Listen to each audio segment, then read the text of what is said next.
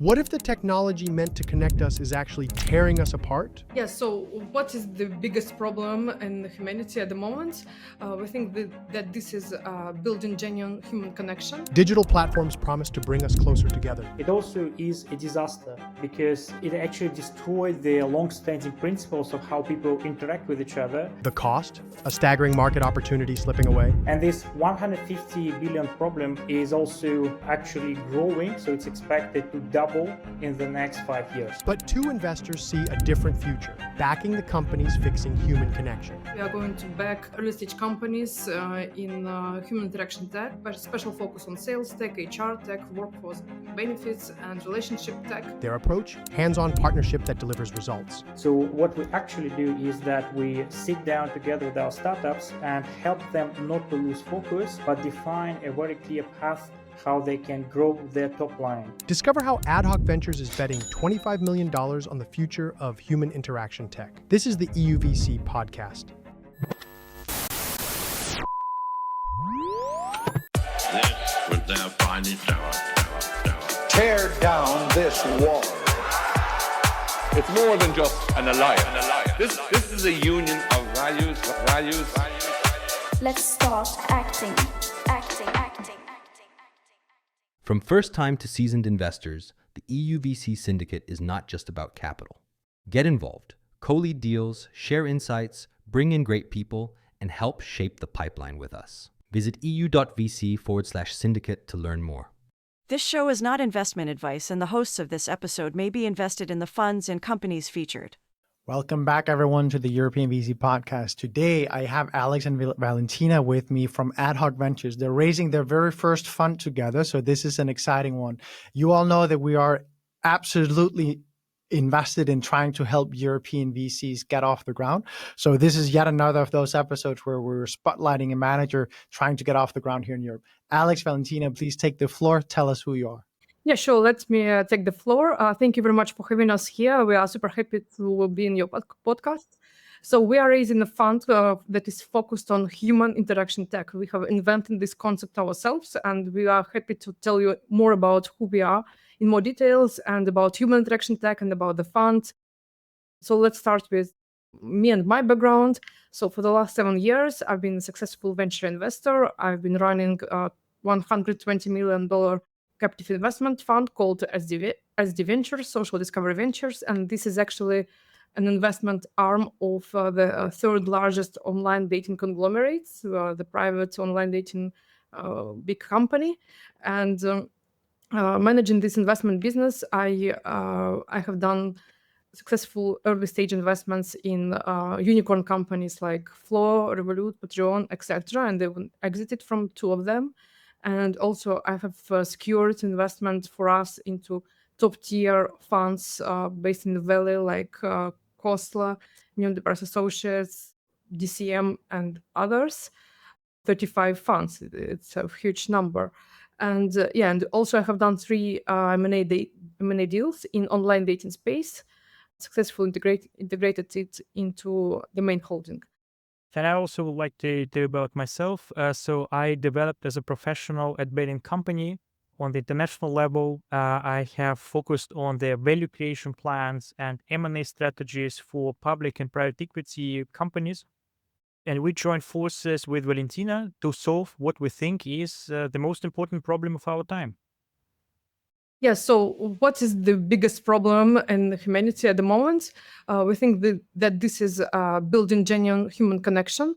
We strongly believe that building real human connection is essential for us to survive. However, digital platforms have broken down real human connection. Even now, we are connecting via Riverside, and it took us several minutes to set everything up. And this experience, we strongly believe this might be enhanced significantly.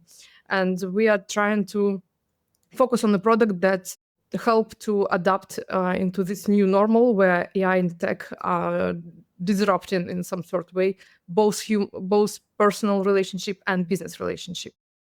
Yeah, so that's why we have done this human interaction. We have invented this human interaction tech concept to invest in solution that that help people to interact with each other in both personal and business ways and adapt to this new normal where people communicate online, where people meet their couple online, where all majority of the work is made online, and this experience needs to be enhanced by new products, new era of products. And I also want to back up things that Valentina just mentioned with numbers, so for you to get some feeling. So you probably know in the post-COVID era, we tried to get more efficient, more remote, a lot of things that happening remote, which weren't remote at all before. This includes, for instance, sales moved completely to online, HR onboarding also moved online, and also like dating moved online with Tinder, Bumble, and all that kind of stuff. And while it is timely efficient, it also is a disaster because it actually destroyed the long-standing principles of how people interact with each other. And this created inefficiencies both in the business context, so people are just losing money or not getting as much as they should have. And also people feel more solitude and feeling more detachment from their teams and from their partners. However, this is also a great business. So we have defined 4 segments which are specifically attracted by this human interaction tech problem. One of them is sales tech, as long as the people who are buying and selling are humans. The second is HR tech, as long as your employees are humans. The third is corporate stress management and mental health, especially fueled due to the recent trends in the recession issues and the post-COVID era. And fourth are B2B solutions for dating and entertainment, similar to the conglomerates where Valentina was working previously. And this 150 billion problem is also actually growing, so it's expected to double in the next 5 years. So it's a growing business opportunity for startups to operate into. At the same time, it's a great venture opportunity because what you see here on the page are just some examples of M&A deals conducted by big platform players such as ServiceNow, Match.com, Atlassian in the recent couple of years. However, if you would just check, like every couple of weeks, at least one player conducts a big acquisition in this field, which showcases that big players also see the need to actually make their offering more human interaction techy, I could put like that. In addition to that, all these big players also have a dedicated corporate VC arms, which usually invest at the later stages that we do. And they are usually companies that you can exit to or get upruns from. And including a Software Discovery Group, Software Discovery Ventures, where Valentina was working. But actually, every big company in human interaction tech has also their venture arm. Yeah, so what we do, given this large communication revolution that is happening, we are going to back early stage companies in human interaction tech, but special focus on sales tech, HR tech, workforce benefits, and relationship tech. Those solutions should be B2B. We focus on B2B because we strongly believe that we should not invent new platform, but we need to enhance the existing experience on the current platforms. So as you might remember, I've been managing an investment fund, and I have already done several human interaction tech investments. And here is a track record with more than 27% IRR and more than 2x DPI, and with 3 unicorns and 2 exits. We also, in the last 2 years, together with Valentina, were specifically looking into doing human interaction tech deals. And we have built a portfolio of 10 companies, which have a cash-on-cash result of 4.3x, and has also a lucrative multiple of 1.5x DPI. And while some might say that it's too early to track that, we still believe that it's an early sign of that this thesis makes sense, it is viable. And I also want to provide you one more additional zoom-in example. So we have a company called Simplim in our portfolio, where we entered when the valuation was 5 million, and they are now in negotiations to actually up their valuation by 50x, which also showcases that the other venture funds and startups in this field are growing and growing rapidly. One another example of our track record is that we were admitted by Coolwater Capital. This is a Y Combinator for emerging managers in the United States. We have just recently concluded their program, and we expect to come in October to a very large demo day in the States to present our thesis and present our track record in front of dozens of dedicated funds for emerging managers. We are also backed and supported by a very strong premier team by venture partners who help us to source, pick, and support deals post-investment. So they all help to cover us the verticals that we invest in. So one is Alexander. He has spent more than 10 years in go-to-market strategies, 5 years at McKinsey, most recently by a big call center as a service startup. In the middle, you see Alexandra. She's a successful CEO of a large dating app, also part of the social discovery group. She helps us to pick best deals in the B2B SaaS for dating solutions and support them post-investment. And Evgeny to the right, he actually has spent more years in the AI, ML, R&D, even before a lot of people learned about AI and ML R&D, because he started doing that 15 years ago. He is a successful CTO from Berlin, and he helps us to pick technologically viable startups and to help them also post-investment. And we also have 3 unfair advantages when you compare us to other VC firms. Number one is that we use McKinsey Bain toolkit when we support our startups post-investment.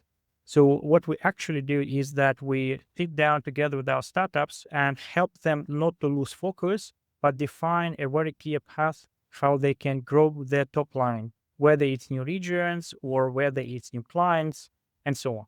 One example is a company called Intradex. When we invested in it, they had more or less stable revenue growth. However, we saw more potential, how they can grow in faster than they do. And we helped them to define like regions where to start and to move forward. And in just a quarter, they doubled their revenue and signed such prominent client as SoftBank. And just so that you understand what Intradex is and get a more feeling of what we invest in, if you have ever used GOG, this like expert search platform, basically Intradex is a company which helps you find warm intros to decision makers in Asian countries, so that you can sell your products from Europe or United States in the Asian markets. And they also have GOG as one of the advisors. Second unfair advantage is given my experience in investing in those funds, in the logos that you see on the slide. I have built personal relationship with everybody on the slide and beyond. This means that AdHoc portfolio companies can directly arrive to decision makers of top-tier venture funds that invest after AdHoc. I have an example of one of our portfolio company is raising right now, and I was able to make a meeting with several venture funds, even if it did not formally fit the criteria, but still they had a meeting and now pending the investment process and decide on the future right now. So we help founders with that strongly. And number 3, our unfair advantage, we personally know large players in human interaction tech, such as McKinsey, Social Discovery Group, Bain, Match, Atlassian, Salesforce, and some others are coming because they're our ex-employers, our friends, our advisors. One of our portfolio company, Maxion, they have secured around from ex-Matchcom executive. Ex-Matchcom executive became not only an investor to our portfolio company, but also an advisor. And this is thanks to our team. Another takeaway here that we see pilots that those corporations do with our portfolio companies and some of the pipeline companies. So if we see that the pilot of some company is extending and becoming a contract, this directly appears in our pipeline. So speaking more about our pipeline, how we do sourcing, beyond that, we are thought leaders in human interaction tech. We frequently speak in conferences such as Emerge, Reflect, Dating Insights. And we also have direct access to gated communities that you might see logos here. However, I would like to tell you a quick example again that we recently have done investment into very hard to reach founder. She's ex-CEO of Tinder, ex-CEO of Headspace. She is building a company called Mina, and this is a relationship coach, AI relationship coach. And we were able to invest along with Sequoia Capital and Newpress Associates and AI Fund. And it was hard to compete with other funds, but we did it because we are stronger in this specific topic in human interaction tech. And also, like last but not least, if you want to discuss your interaction tech with us, you can contact us our email address, which you see on the slide, or just scan this QR code and you will directly hit us on. Andreas, I have a question to you. I'm sorry to... Yeah, go ahead, Valentina. Yeah. Have you ever preferred to communicate with GPT or other AI tools over real human connection? Or maybe somebody of your friends have faced this problem that it's more interesting and more efficient and faster to communicate with AI tools rather than with real human? So I would probably not say that I've ever preferred to communicate with ChatGPT over friends or real people because of it being more interesting, because I think that there are parts to interaction that AI does not deliver right now. However, the way I would describe it is that if I need to get stuff done, I very often prefer AI, and I would, in many cases, can I pick between an AI solution or a person delivering the same solution, so to say? I would definitely pick the AI solution because I get quicker iterations. And I also feel that if it's a problem that the AI is able to solve, I'd prefer the AI. That's how I would put it, right? And I would, if I have to spend, I also enjoy in many cases, I enjoy the interaction with the AI more than I do with the person. In the sense that if it's with an individual that I try to develop something with, I feel like that process is more tedious and you spend more time on issues that are harder, so to say, than what you do with an AI. Like there's more uncertainty in the dialogue with a human than there is with an AI. So I definitely think that AI has a beautiful future ahead in that respect. Where I would say that it has had the biggest change is that Copilot is a beautiful word. I'm sorry that Microsoft ended up being able to run away with it, but Copilot is exactly what it is, both in my personal relationships and my business relationships. I never debate facts anymore. I never go down a route for too long in a conversation without AI being pulled in some way. And if it's business, we always have at least an AI that makes sure that everything that is said is captured so that the knowledge base within EUVC keeps being built on. So to answer your question, I think AI definitely has taken a very, very large role in my life. Yeah, thank you very much. And this is exactly a description of the revolution that is happening right now in the communication world. And this is the problem that we are addressing, how to adapt to this kind of tech and AI revolution that we need to adopt both in personal and business. I'd love to ask the two of you one question. A way that I understand specialist funds sometimes is that they are built around an inflection point and an insight. So an inflection point in the market might be regulatory or societal or technological, those probably being the three biggest. Here we can clearly see the societal, which is what you just pointed at. The technological is, of course, the ChatGPT moment, so to say, captured by that very well. And then there's the insight of the founders, which is, of course, both the insight that you have, having worked with STV and seen how there's both operationally in the core business that I'm sure you had eyes on as well, but also in all the underlying businesses that you were reviewing and trying to understand, that you could see that, okay, there's something happening here. But I'd love to ask you, this is kind of to validate that there is a market and there's an opportunity growing that's interesting. I'd love to ask you, though, when it then comes to being a VC fund in this, it requires that there are founders that want to pick you, and you had a good line there, or part of your speaking line here was your unfair advantage. But I'd love to ask you a bit about what are the commonalities between businesses that operate in this interaction tech point, because what I always say is when you have a life science fund, your value add as a life science investor to a founder is very clear.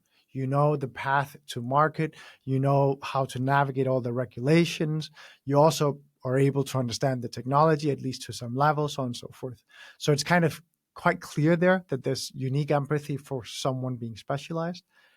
Is there something similar when it comes to interaction tech, where the fact that an investor is specialized in this brings you extra value? So I think like one is that Valentina is just a very well-known like investor in the space because she was backing companies like Floor, which means that companies in the corporate stress management just come to her. And also the companies are all around like relationship wellness, dating, and B2B search for dating just come to her because they just know her track record, like have seen her in Forbes. They see her because she's Kaufman Fellow and so on and so forth. So this one. So they just know and want to come to her because they want your opinion, including Mina. This company just came to her because they knew that, like, coming from top the company, you probably would know how their relationship wellness works. This one. Then second is when we already start talking with the companies, it's usually we clearly outline to them how we can support them going forward, and that this value adding will be concrete. So we just say them, like, guys, we know how like private equity would do with their portfolio companies. I will do this with you together. And a lot of startups at the early stages, they have a bit of the trying to boil the ocean and actually apply these, mechanics that I would do at work, like how I can sit with you together, focus on one market, focus on two clients, and see that I grow there and then expand next. And we help them do that, showcasing that we do this successfully, and like startups want to do this with us. A lot of our startups also give us sweet equity. So it means that we have a confirmation that what we are saying makes sense. And this is second. And thirdly, we have a very strong team of venture partners who also support them with pilots. So for instance, like the company called Animus, the Alexandra, like our venture partner, she brought it firstly to the pilot in her own like dating app, and then helped it expand to the further like dating solutions in her conglomerate. So we like provide them viable support and whether it's strategic or like very concrete interest. We create some kind of gravity with for human interaction tech, and that's why everybody knows that we are kind of raising this question. That's why we are centralizing this question. That's how people know about us. This is one. And the second, we study and continue studying the strategic plans focus of large players, as I have mentioned, Salesforce, Tinder, Match.com, Atlassian, etc. What are their plans to do pilots, to do investments, to do acquisitions, and we kind of adopt the whole strategy of the whole fund, also based on their vision, and we kind of impact this vision as well. I absolutely get it. And I think everyone that knows how an early stage GP, first time fund GP, is hustling to get things done, I think at least we all agree that we'd love to see more money your way. Valentina, Alex, thank you so much for coming on the pod to discuss this. Thanks so much. Very much, Andreas. Thank you. From first time to seasoned investors, the EUVC syndicate is not just about capital. Get involved, co-lead deals, share insights, bring in great people, and help shape the pipeline with us. Visit eu.vc/syndicate to learn more. This was their finest hour. Tear down this wall. It's more than just an alliance. This is a union of values. Let's start acting.